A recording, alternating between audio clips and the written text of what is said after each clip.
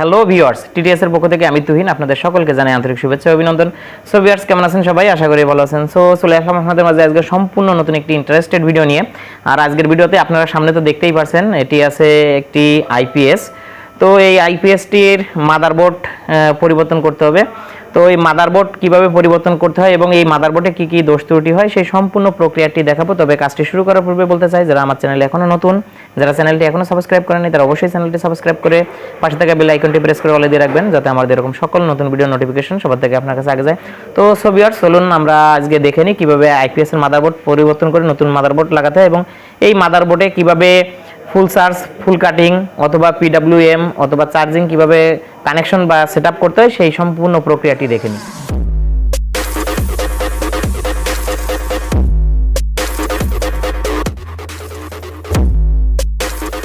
তো so viewers, আপনারা সামনেই দেখতে পাচ্ছেন আইপিএসটি। এই আইপিএসটি ছিল ডিসপ্লে সিস্টেম, আইপিএস কাম ইউপিএস। তো এই মাদারবোর্ডের সমস্যা হয়েছে, তো আমি আরেকটি মাদারবোর্ড নিয়েছি। আর এই মাদারবোর্ডটি এলইডি সিস্টেম, যেহেতু আমার মেশিনটি ছিল এখানে এলসিডি সিস্টেমের, তো সেই ক্ষেত্রে আমি এই এলইডি সিস্টেমটি লাগাচ্ছি না। আমি এই যে মাদারবোর্ডটি আছে, দেখেন আপনারা তো যারা কাজ করেন, এখানে যে পার্টসগুলি লাগানো আছে, যে ক্যাপাসিটর, ডায়োড বা ট্রানজিস্টর, এগুলি কিন্তু হট গান দিয়ে খুলতে হয়।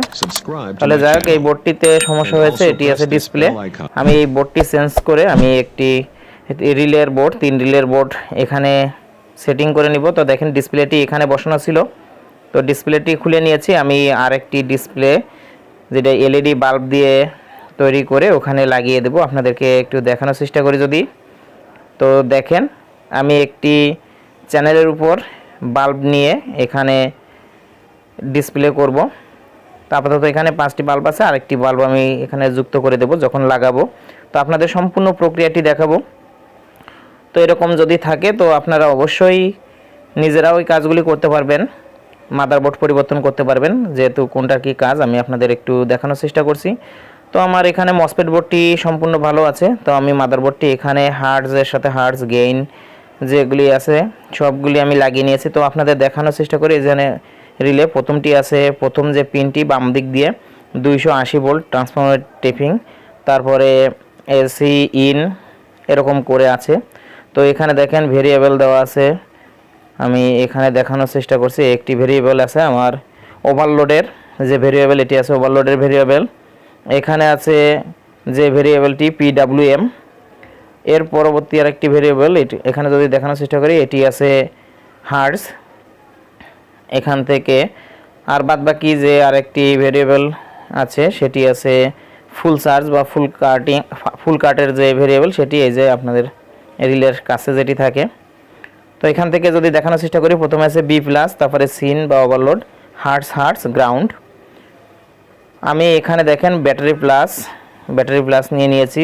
ব্যাটারি এই ট্রান্সফরমারের যে পজিটিভ টার্মিনাল, ওখান থেকে আমি মাঝের টার্মিনাল যেটি ব্যাটারির সাথে সংযুক্ত হয়, ওখান থেকে আমি প্লাস নিয়ে নিয়েছি। এটি আছে আমার সেই এলইডি লাইট, আমি কাজের সুবিধার জন্য এখানে তার সংযোগ করে নিয়েছি। পরবর্তীতে আরেকটি বাল্ব লাগিয়ে আমি মোট 6টি ডিসপ্লের জন্য রাখবো বাল্ব। তো এখানে আমি সেট করে দিব। আমি এখানে আমার সুবিধার জন্য আমি সেট করে নিয়েছি। এখন এই যে বাল্বের লাইনগুলি আমি সরাসরি প্রিন্ট থেকে নিব। যেহেতু এখানে আছে, আপনাদের যদি দেখানোর চেষ্টা করি, প্রথমে আছে full charge, main on, charging, IPS on, low battery, overload, এখানে সব কিছুই দেওয়া আছে পার্ট বাই পার্ট। আপনারা বোর্ড দেখলেই বুঝতে পারবেন, আসলে বোর্ডে সবগুলি প্রিন্ট দেওয়া থাকে। তো আমার এখানে দেখেন আমি কাজের জন্য এখানে বোর্ডটি ফিটিং করে নিয়েছি। তো এটি একটি আছে পাওয়ার ট্রান্সফরমার, একটি আছে সেন্সিং ট্রান্সফরমার। আমি এখানে লাইনটি দিয়ে আপনাদের দেখাচ্ছি যে প্রথমে আমি সুইচটি অন করে নিয়েছি। তো তার আগে অবশ্যই ট্রিগার ভোল্টেজটি চেক করে নেবেন। তো দেখেন আমি চার্জিং সিস্টেমটা যদি দেখি, এটি আছে আমার যে মেইন অন, এর পরবর্তীতে যে আইপিএস এর চার্জিং, সেই চার্জিংয়ের সাথে সাথে আমার কুলিং ফ্যানটি চলবে এবং চার্জ ফুল কাট কীভাবে করতে হয় সেটিও আপনাদের দেখিয়ে দেবো। তো আমি লাইনটি এখন খুলে নিচ্ছি। আমি আপনাদেরকে দেখাবো, এটি দেখেন, যদি দেখানোর চেষ্টা করি। এই যে আমার এসি ধরছে, এরপরে আছে চার্জিং। তো বোর্ডের এখানে আমি ব্যাটারির সাথে ছোটো একটি ব্যাটারি নিয়ে নিয়েছি যেহেতু কানেকশনের জন্য।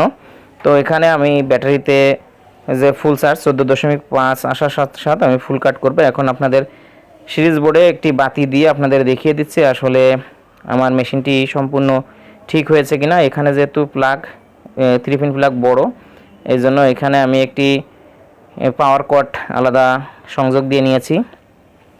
এখন আমি এখানে আসলে দেখব যে আমার ব্যাটারি চার্জিং এম্পিয়ার ঠিক আছে কিনা। আমি প্রথম পর্যায়ে এটি অ্যাডজাস্ট করে নিব, তারপরে ওভারলোড এবং যেটি ফুল চার্জ হলে যে ফুল কাট হবে সেটি আমি দেখে নিব। তো এখানে আমি মেশিনটি এখানে লাইন দিছি। তো লাইন দিয়ে দেওয়ার পরে দেখেন এখানে যে সিরিজে আমার লাইন যেটি আছে ইন্ডিকেটর সেটি অন হয়ে গেছে বা জ্বলে উঠছে। আমি প্রথমে পাওয়ার দিয়ে চেক দিয়েছি। এখন আমি পাওয়ারটি খুলে মেশিনটি ব্যাটারির সাথে কানেকশন করে অন করছি। তো দেখেন এখানে আমার প্রথমে অন করার সাথে সাথে এখানে সুইচ বোর্ডে লাইন পেয়েছে এবং বাতিটি জ্বলছে সুন্দরভাবে। এর সাথে সাথে আমি এখন পাওয়ার দিব। এই যে পাওয়ার দেওয়ার সঙ্গে সঙ্গে আমার ওখানে চার্জিং এবং এখানে যে মেইন অন আইপিএসের সেটি অন হয়ে গিয়েছে। তো আমার চার্জিংয়ের জন্য আমার এখানে ফুল কাট করতে হবে। সেই ফুল কাটের যে ভেরিয়েবল আপনাদের যদি দেখানোর চেষ্টা করি, দেখেন এই যে ভেরিয়েবলটি রিলের সোজাসুজি, এই ভেরিয়েবলের সাহায্যে আমি এখানে ফুল কাট করে নিব যে আমার ব্যাটারির চার্জ যখন 14.5 হবে তখন আমি আর এখানে ফুল কাটের এই বাতিটি জ্বলে উঠবে এবং ফ্যানটি বন্ধ হয়ে যাবে। তো যদি কেউ ফুল কাট না করে থাকেন তাহলে আপনার ব্যাটারিতে ওভার চার্জ গিয়ে ব্যাটারিটি নষ্ট হয়ে যাবে। এই জন্য অবশ্যই আপনারা এই ফুল কাটের যে বিষয়টি আছে বেশ কয়েকবার ব্যাটারিতে চার্জ দিবেন এবং ডিসচার্জ করে আমি যেভাবে চেক করছি ঠিক একই পদ্ধতিতে আপনারা ফুল কাটটি সঠিক আছে কিনা সেটি বারবার চেক করে নেবেন। তো ভিডিওটি কেমন লাগলো অবশ্যই কমেন্ট বক্সে জানাবেন। আজ এ পর্যন্তই, আর এতক্ষণ ভিডিওটির সাথে থাকার জন্য ধন্যবাদ সকলকে।